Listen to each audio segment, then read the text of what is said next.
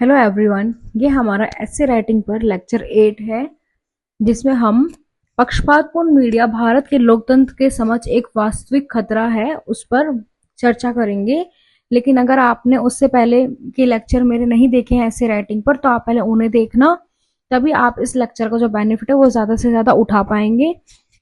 तो चलिए स्टार्ट करते हैं इस ऐसे को लेकर। जैसे आप सुनते ही होंगे कि सुप्रीम कोर्ट ने भी मीडिया को लेकर कंगारू कोर्ट वर्ड का यूज किया था।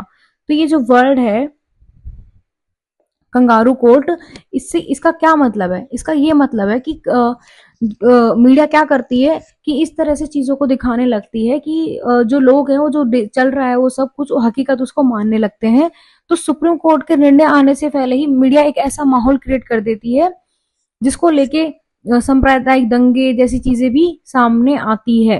तो इसलिए सुप्रीम कोर्ट ने उन्हें कंगारू कोर्ट की संज्ञा दी थी कि अब उनके पास तो राइट है नहीं ना न्याय करने का या कोई निर्णय लेने का। उन्हें तो सिर्फ बताना है, पक्ष विपक्ष ये सारी चीजों को लेकर डिस्कस करना है। तो वो ये जो राइट अपने हाथ में ले लेते हैं, खुद ही अपने साइड से निर्णय दे देते हैं। तो इसलिए सुप्रीम कोर्ट ने उन्हें कंगारू कोर्ट कहा। इसलिए ही यूपीएससी फिर ऐसे पूछता है कि पक्षपातपूर्ण मीडिया भारत के लोकतंत्र के समय एक वास्तविक खतरा कैसे है। जैसे लोकतंत्र में हम देखते हैं कार्यपालिका कार्यपालिका विधायिका और न्यायपालिका, और इसे मीडिया को हमारा चौथा स्तंभ कहा जाता है, जो हमारी मीडिया है। तो ये हमारे इसके समक्ष किस तरह से चुनौती उत्पन्न करता है हमारे लोकतंत्र के लिए।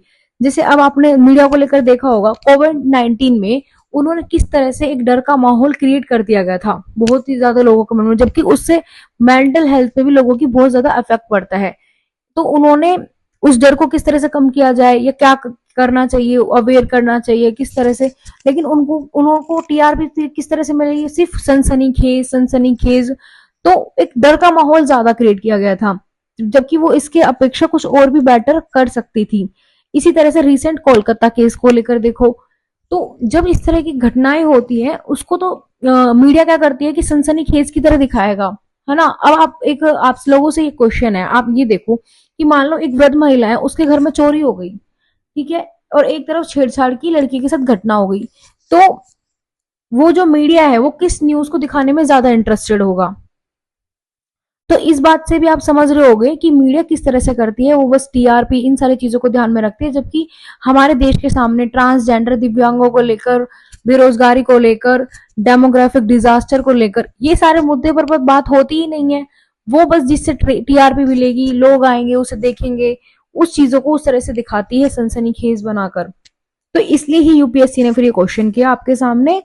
तो अब लेकिन इससे आप एक और चीज सिखाने वाली हूँ कि जैसे अब हम ये पढ़ रहे हैं, आपने मेरे जीएस थीम बेस्ड पर जो लेक्चर अगर पहले के लिए होंगे तो उसमें मैंने आपको एनवायरमेंट, इंडियन सोसाइटी से रिलेटेड, हेल्थ, एजुकेशन, इन सबसे रिलेटेड ऐसे करवाए। उस समय हमने क्या देखा? चैलेंजेस को देखा कि क्या क्या हमारे सामने चैलेंजेस है। ऐसे ही मीडिया को लेकर हम क्या देख रहे हैं, क्या क्या चैलेंजेस है। उसके बाद हमने सोल्यूशन पर बात करी। तो एक यूपीएससी में ऐसे ही आया था फिलोसफिकल ऐसे, तो उसमें यह था कि स्वीकारोक्ति का साहस और सुधार करने की निष्ठा सफलता के दो मंत्र है। तो अब ये सारे जो चैलेंजेस हैं तो हमें दिख रहे हैं रिपोर्ट के माध्यम से। एनसीआरबी की रिपोर्ट हमें क्या बताती है? Multi dimensional poverty index, human development index, NITI Aayog की report, international transparency index, gender gap, competitive index. तो इतनी सारी रिपोर्ट, इंडेक्स, ये सारी चीज आती है, ह्यूमन डेवलपमेंट इंडेक्स। तो इनसे हम सब कुछ देख रहे हैं ना, तो उस चीज को हम क्या करना है? स्वीकार करना है फिर, लेकिन उसमें क्या करना है? साथ ही साथ सुधार भी करना है।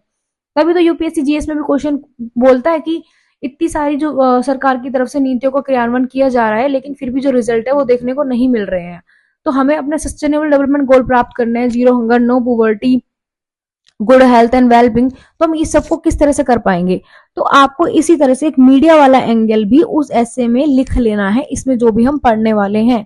और इसी तरह से जो मीडिया है उस पर जीएस थर्ड के अंदर इंटरनल सिक्योरिटी में मीडिया भी एक टॉपिक है, तो वहां पर भी इस कंटेंट का यूज हो सकता है। इसलिए आपको इतना मैं अगर मान लो 18-20 ऐसे आपको 10-10, 12-12 पेज में लिखवाती हूँ, उसका क्या बेनिफिट था? जबकि हमको वहां पे 2 ऐसे लिख के आना है। तो हम उस तरह से अपना कंटेंट प्रिपेयर करें कि कोई भी अपने 2 ऐसे पिक करे और उसके लिए हमें अपने पास मटेरियल हो। तो अगर आपका सोचने पे अगर आप ज्यादा काम करोगे तो आपके पास मटेरियल का कभी भी कमी नहीं होगी मटेरियल को लेकर। तो उसी तरह से मैंने आपको ये 2 ऐसे दिखा दिए यहाँ पे, ये वाला और ये वाला। तो हम किस तरह से लिख सकते हैं। अब और भी जो मैंने आपको ऐसे करवाए हैं या और भी यूपीएससी के पीवाईक्यू देखो, उनमें देखो कि आप उसमें क्या क्या लिख सकते हो। अब सोचना ज्यादा स्टार्ट करो, पहले कंटेंट के पीछे मत भागो। यूपीएससी के पीवाईक्यू लेकर देखो, हमने इतने सारे लेक्चर लिए हैं, और सोचो हम इसमें क्या क्या लिख सकते हैं। अपना जो ब्रेन स्टॉर्मिंग वाला पार्ट है ना, जो हमें 10 से 15 मिनट में करना होता है कि हम इस तरह से लिखेंगे, बस उस तरह से आप अपने पेज पे लिखकर करके देखो। तो अब जब हम 2024 में मेंस का जब पेपर सोल्व कर रहे होंगे, तब आपको उसमें एक्चुअल में बेनिफिट होगा, और आपका जो फियर है एसए को लेकर वो कम होगा। क्योंकि जिस तरह से जीएस के जो सब्जेक्ट है वो भी 250 मार्क्स के होते हैं, उसी तरह से ये भी 250 मार्क्स का वेटेज रखता है। तो हमें अपने एग्जाम क्रैक करने पर ज्यादा ध्यान देना है, बजाय बहुत ज्यादा नॉलेज इकट्ठा करने के। अब देखो किस तरह से लिखा है, किसी भी लोकतंत्र में मीडिया की अहम भूमिका होती है। भारतीय लोकतंत्र मीडिया को लोकतंत्र के चौथे स्तंभ के रूप में मानता है, क्योंकि यह सरकारी संस्थानों की जो पारदर्शिता है, जवाबदेही सुनिश्चित करता है। हमारे संवैधानिक निर्माता इस तथ्य से अवगत थे कि मीडिया को स्वतंत्र और निष्पक्ष होना चाहिए। हमारे संविधान में व्यक्ति की स्वतंत्रता, लोगों की स्वतंत्रता के साथ साथ प्रेस की स्वतंत्रता के अधिकार का भी उल्लेख है। हमारे जो संविधान में सरकार की बढ़ती दखलंदाजी, टीआरपी केंद्रित मीडिया के उदय के साथ मीडिया की जो स्वतंत्रता पूरी दुनिया में सिकुड़ रही है। मीडिया के पूर्वाग्रह बढ़ रहे हैं, जो पूरी दुनिया के लोकतंत्र के स्वास्थ्य के लिए क्या है, खतरा है। मीडिया की मूलभूत भूमिकाओं में से एक है जनता को शिक्षित करना और उन्हें सर्वांगीण राय बनाने में सक्षम बनाना। हालांकि पक्षपातपूर्ण मीडिया कुछ, जैसे अब जो भी घटनाएं होती है तो मीडिया अपने ही एक तरह से उस चीज को दिखाती है, और उससे क्या बनता है, एक सर्वांगीण राय, मतलब ज्यादा से ज्यादा लोगों की सेम ही राय। हालांकि पक्षपातपूर्ण मीडिया कुछ राजनीतिक विचारधारा या हित समूह के पक्ष में भी तथ्यों को विकृत कर सकता है। पक्षपातपूर्ण मीडिया आलोचनात्मक सोच और रचनात्मक विरोध की गुंजाइश को खत्म कर देता है।